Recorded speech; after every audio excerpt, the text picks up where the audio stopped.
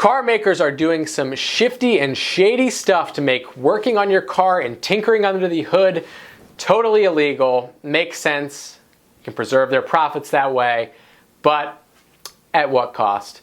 That is right. So, you know what a pain those plastic engine covers are? They're happening on new cars. They're these engines that stop you, make it more difficult for you to get under the hood and into the engine.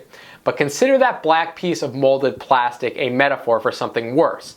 Now, the DMCA, or the Digital Millennium Copyright Act, is a pretty draconian law that's been introduced that people have had problems with.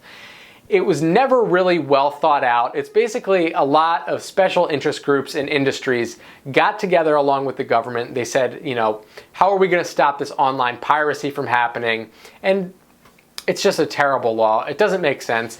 You know, the regulation portion of it is terrible. But now automakers, in new cars, you know, let's say in the 1970s when you went under the hood of your car, it wasn't nothing but rust and nuts and bolts, right? These days, your car under the hood is just as much, if not more, of a computer than an actually well-oiled running machine. Now, automakers are making an argument that this software should be protected under the DMCA.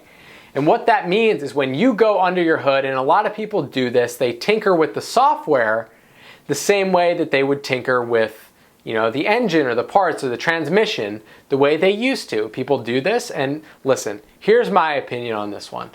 Once you buy a car, it is your right to do whatever you want with it. If you want to get under the hood and mess with it, provided it's still street legal, I mean, even if you want to mess with it and make your car not work, that's your property. You can do what you want with it.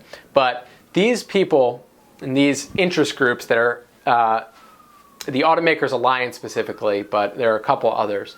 They want to make it so if you tinker with your car, you are committing a copyright violation. This could also put small businesses out of work completely. You know, your local auto body shop who is working on your car and they might fix something in the code. This could block people from even being able to see the code that runs their car completely.